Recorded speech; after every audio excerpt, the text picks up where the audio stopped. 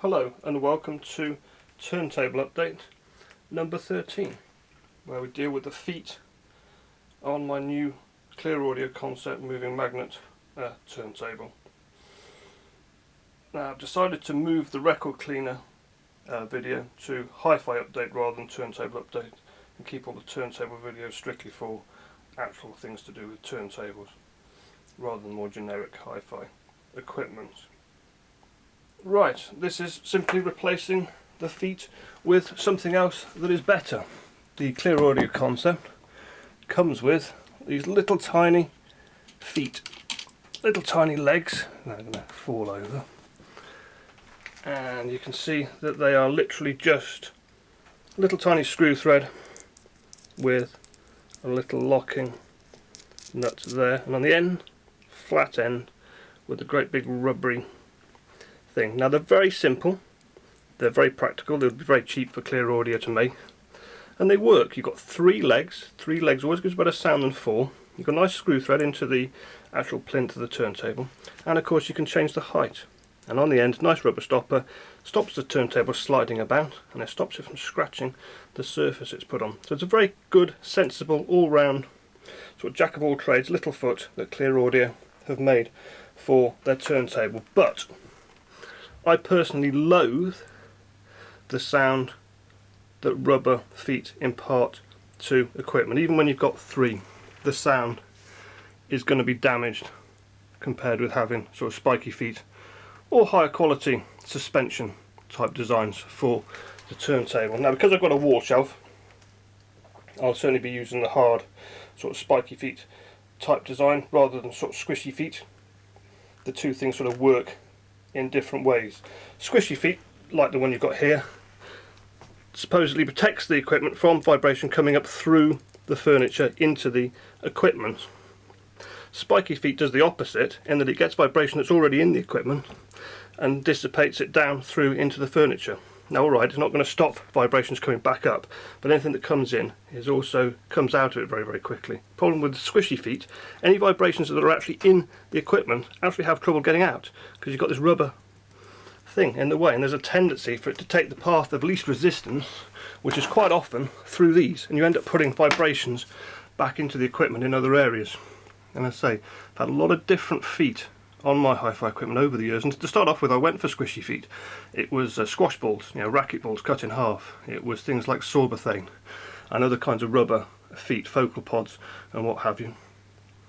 And while they work to an extent, they certainly have an effect on the sound, and in certain situations they can be very useful. But generally speaking, spiky feet are much better than rubber feet. Now I've got a selection of different feet to show you. And I say each of them impart a different type of sound to the equipment. So here goes. And here we have the Rance turntable that I was using previously. And what I was using on this is simply these wooden cones. Big, chunky, largest size wooden cone that you can buy. But as you can see here, actually got a screw thread in the centre, exactly the right size screw thread actually, for fitting directly under the new Clearaudio turntable. So that's certainly option number one, and something that I'll be trying. Just to show the underneath of the Rance, apart from having the other 2 feet, all of which were only positioned under it loosely. But you can see the Rance normally has these 4 rubber cone sort of squishy feet. Nice and practical, keeps the turntable in the correct position, manages to get rid of vibrations that might be coming through the floor into the turntable, and does a reasonable job. But putting the 3 cone feet, and I was usually using 1 at the front and 2 at the back, only loose and only put onto this hardboard base, the difference it brought to the sound quality was quite astonishing. It tightened up the timing no end. As I made improvements that would be very expensive to get any other way. I mean, these huge cone feet, jumbo sized cone feet, are I think £19.50 in the UK delivered, and these are significantly more expensive than the smaller cones. You could use smaller cone feet under here, but generally speaking, the bigger the cone, the better the effect that they have. And as a turntable is a big chunky piece of equipment, it can easily take the big cones under it, so I may as well use them. So that's the old Marantz turntable, which are currently no longer in use. Now, because it's part of my matching Marantz hi-fi equipment from the 1980s, I will be keeping the Marantz, otherwise its fate would be eBay. But no, matching equipment gets saved, it'll be put in the attic with the rest of the Marantz gear. Now, I've actually fitted some threads to the cone feet, as you can see here. Exactly the same size and gauge thread as these little tiny feet have, and you can see the size difference. The cone feet are absolutely huge by comparison.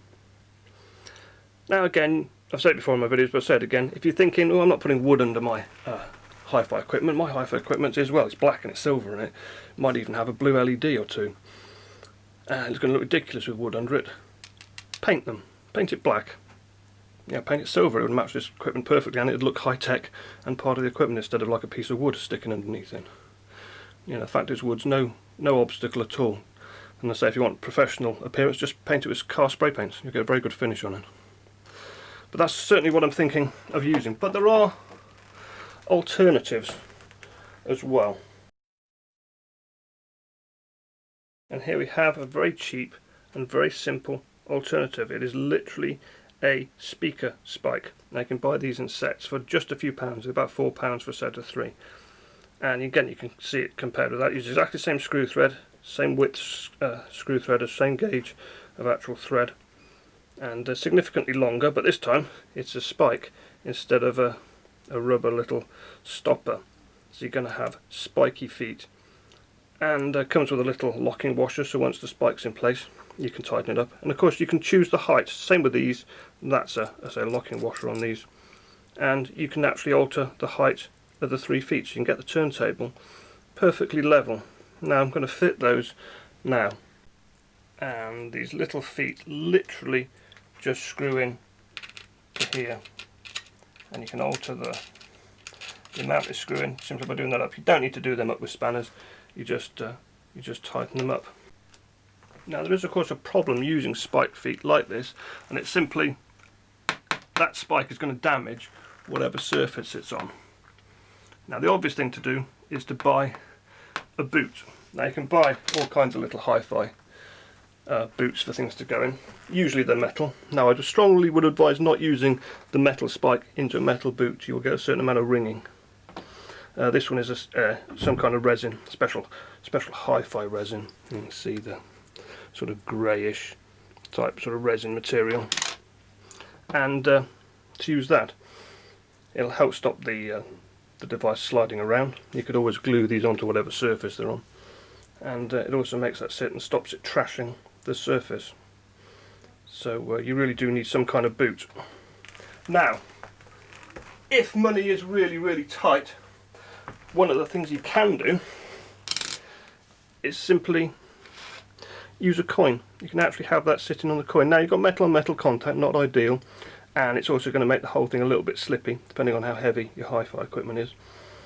But it could certainly save you a bit of money. I say these spikes cost very little, and the coins, well, you've probably got some in your pocket right now. Just get the lowest nomination you can and use that. Certainly stop it scratching the surface, and you can always buy the boots later on. So that's one option. I say I'm going to level it now and get the spirit level out and see how good it is. You can now see the turntable with the little spike feet and the boots in place, and it has been levelled to get my autophon gauge, and we'll see if it's level. Now they always say to level a turntable you put the level on the platter itself, not on the base, not on the surface it sits on, or the base. And as you can see from that, near enough perfect. Not absolutely perfect, but I say it's not actually sitting on its wall shelf at the moment anyway. But you get the idea. Little spike feet, little boots, and very good results. Now alright, the functionality of these is pretty much exactly the same as its original feet. The only real difference is you don't have the rubber stopper on the bottom. Now the sound difference from using these metal spikes compared with the original feet is nothing short of breathtaking. It's completely and utterly different presentation to the sound. The effect it's had on this turntable is much, much greater than the Marantz turntable or any other piece of hi-fi equipment I've ever owned. Far more difference in the sound than you ever get from CD players. And putting spike feet on them, or cone feet on them, using isolation platforms with them, etc., makes a big difference to the sound of CD. The difference here is profound. The difference here is night and day. It's like having a completely different turntable. The sound with the original feet was quite ethereal. It was pleasant, but it was vague. With these feet in place, it's very, very tight and precise. Yeah, things are put out into three-dimensional space precisely, accurately. Before it was again still very expansive sound, still pushing the sound out there, but it was like a pea soup. It was just like a big splodge. Now things are actually quite tightly placed, and as I say, the timing is much more accurate, and with that comes increased realism. You don't have noticed it particularly with drums. So you get a vinyl record where the drums have been well recorded, and it's now much, much more precise, whether it's the big sort of kick drums, bass drums, or whether it's right up there with the hi-hats and the cymbals. Just much, much greater precision.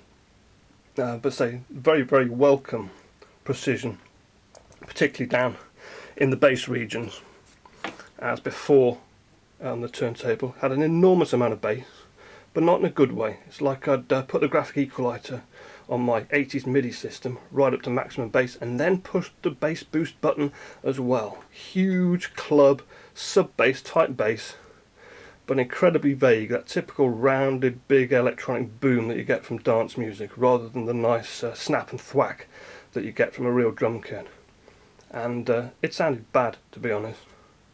With these in place, suddenly it is sounding rather good. Right, another alternative for the boot for the spike, rather than using something like that, is to actually use wood. And again, you've got metal there, so it actually rests into it and actually sits inside the wood cone. I say all these bits and pieces are out of my parts box, so I thought I might as well try the various things that are actually available to me. So going to fit those now. So now I have the turntable with the little wooden boots in place instead. A little bit chunkier, a little bit clunkier, and again, if you don't like the look of wood, just paint them black or silver or whatever. But then they are another option, and they have a different sound from the resin. Although that resin isn't supposed to resonate at any one particular frequency, it's a special hi-fi resin from the little black boots that I showed. These wooden spike boots again have a different sound. The sound is now slightly warmer, slightly smoother, slightly less hard sounding, and for my personal preference it actually sounds slightly better. I'd have to say it's definitely an improvement, say, over those little resin ones. They're also cheaper. Those little resin ones were quite expensive, but as I say, it's another option. Now, there are quite a lot of other resonance control devices and different types of feet that you can buy for your equipment, and most of the ones I've tried over the years have actually sold, but I do have a few left. These are made by Chinese company Shunmuck, and I'll open them up now. Now, we all know that China is the manufacturing capital of the world, but what is less known is that they're starting to actually branch out with their own brand names, their own companies that are producing things, and Xindak are one of the Chinese companies that are beginning to do that. The most obvious Chinese company that people do know about, the company Po, that make those high-end Blu-ray players, and are now branching out into headphone amps and DACs and all the rest of it. But there's quite a few other Chinese companies, and these are one of them. So it's all terribly audiophile in its lovely little packaged box, and they are the little feet. Now, they are basically little pucks of wood, some kind of very hard, very heavy wood. I mean, this would sink in water if you actually put it in it. It is seriously heavy. I don't know if it's rosewood or what it is, but anyway, heavy wood, and they put the ball bearing into the centre there, and that adds acts as a resonance control device. Very, very simple. Doesn't look much. Looks a little bit like a rather silly thing. And they make an entire range of different products. They use different woods and different ball bearings made of different substances. Now the only ones I've kept, I did have several different types of these, and the ones I've currently got sitting under my valve amps, which are the same, except instead of having steel ball bearings that these have, they actually have graphite. And you put them under your equipment and they alter the resonance in the equipment. Now they're deliberately designed to sound different. Each type of material has a different sound that it imparts to your equipment. And you wouldn't believe the difference that these and the other ones that I use have compared with each other. The other ones have a smoothness and softness, a sort of roundedness to the sound that I quite like with the valve amps. These, using exactly the same position, have a much harder, much sort of sharper edge to sound, and they project that sound out into three-dimensional space massively. The sound is very forward, it's very energetic, very upfront, very in your face. And if you're listening to music for a short period of time, these are absolutely fantastic. You know, maybe an hour, maybe 2 hours, anything more than that, and they get fatiguing. But if I want my hi-fi system to sound more exciting, all I have to do is put these underneath my amps compared with the ones I've currently got under there, and I quite dramatically alter the sound of my equipment. They might look like a funny little audiophile gimmicky thing, but they actually work. And they can of course be put under the turntable. So I'll put them under the turntable now. Now I've put the little Xindak feet underneath the turntable, as you can see. So the turntable is now resting on the 3 ball bearings. Now first things first, these obviously don't go into the screw threads, so they're not actually attached to the turntable, and they are ball bearings, so the turntable isn't super steady, but the turntable is quite heavy. It's not super heavy, mine. I think it's about 6.5 kilos, which is about 14 pounds in weight. It's nothing like as heavy as some turntables, but it's heavy enough so that the thing's not going to slide around. Having said that, still got to be careful. It isn't super secure. Also, of course, there's no way of altering the height using these devices.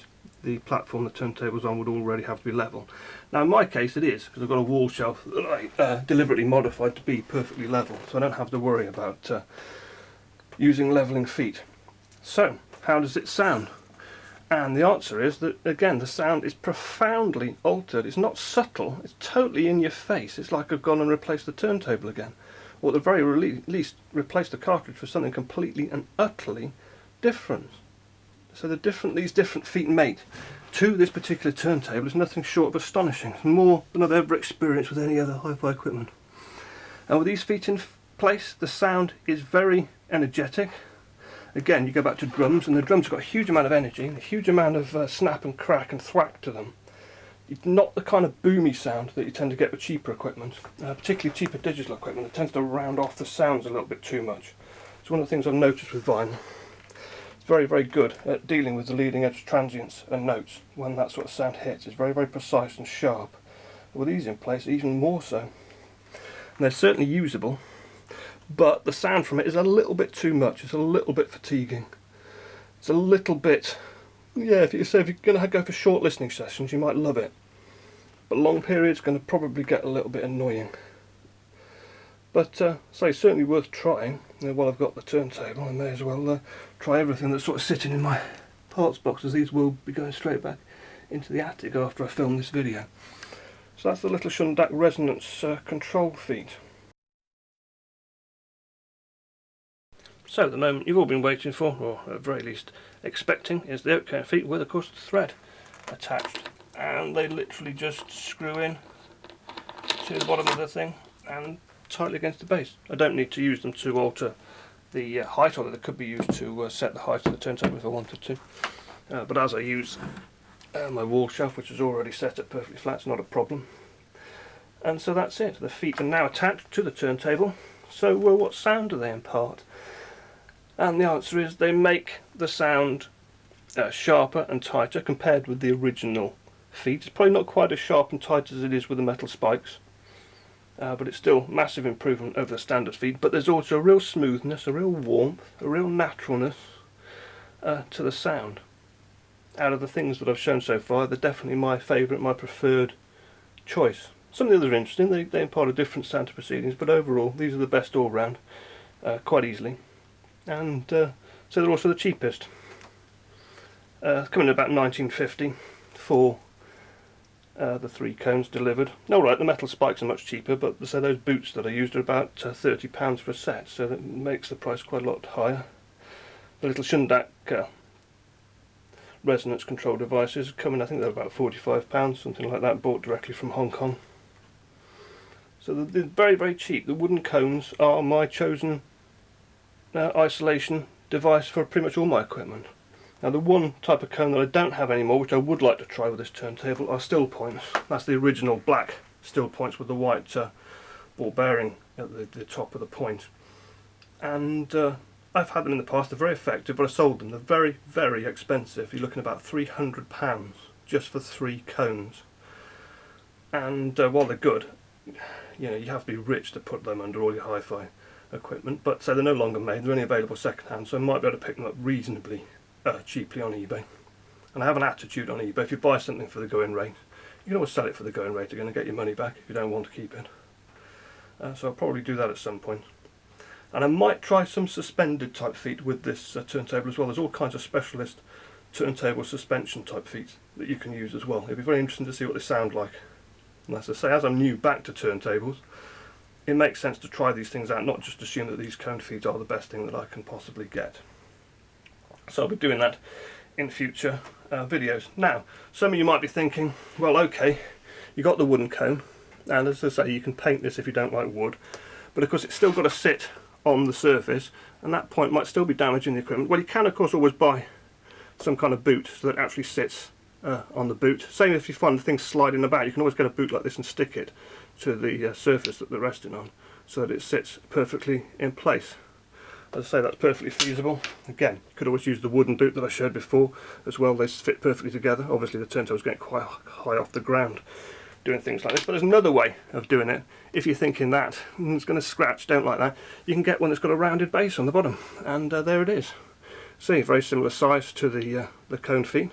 Now, the really astute among you will have probably spotted that this is a doorknob, and it is. It's the sort of knob you go on kitchen units or cupboards and things like that. And you can buy these in packs ever so cheaply, and you can put that under your equipment, put 3 of them under there. Again, there's no screw thread. You could easily, if you're into DIY, you could easily fit your own thread into the centre there, or as I say, you could just glue them on very gently onto the bottom, or just have them loose. But that will not scratch the surface that it is on. It's too rounded, too smooth, and they work not as well as the cones, but they do work. And as I say, you could paint that black, put it under your turntable, it would actually look like you've got some very fancy exotic looking feet on it, rather than just having stuck some doorknobs underneath your hi-fi equipment. But sometimes thinking out of the box actually works. But for the time being, this is what I'm going to be using. I'll show them now with the turntable actually fitted to the wall shelf. So here we have the Clearaudio Concept moving magnet sitting on the wall shelf with the 3 cone feet in place, sitting on the platform, which also has 3 cone feet, and underneath it it's Phono stage, and the headphone amp is currently under there as well. And as I say, there it is. Now I'm going to check the level. It should be level, as the wall shelf itself is perfectly level. I've got my little Lord's Fon spirit gauge, and remember, put the gauge on the platter, not on the... And if I can actually get it to focus correctly, you can see there, perfectly correct, which is as it should be. And as I say, with those 3 feet in place, rather than its original feet that it had, massive improvement in sound quality. Not only an improvement, a completely different presentation. It's much sharper, more focused, more accurate, more correct. Just much better all round, and done cheaply. You can buy all sorts of expensive feet, and I am going to, in time, investigate some other different types of feet as well. But for the time being, those 3 cone feet will do just nicely. And I'm sure if you've seen my pictures of my turntable on Facebook, you'll have spotted that I was using the wooden cone feet already. So that's it for turntable update number 13. And it is also the last turntable update which will come on a weekly basis, for a very simple reason that I finally caught up with myself. with the 13th video, and these 13 steps, 13 upgrades that have actually happened over the last 16 months. You know, I don't upgrade my turntable every single week, just playing catch up with myself, and I have now finally caught up with myself. Which means, let's say, that future upgrade videos will just occur as and when they happen, so you're likely to be a month or two between each video. But fear not, I've got lots of other hi-fi videos planned, some of which are already in the can and say will soon be shown, but they'll be featuring other equipment, including the long-awaited CD video and an entire series of videos showing how to get the very best sound quality from CD, because I can guarantee most of the people watching this video have not currently got their CD player set up correctly.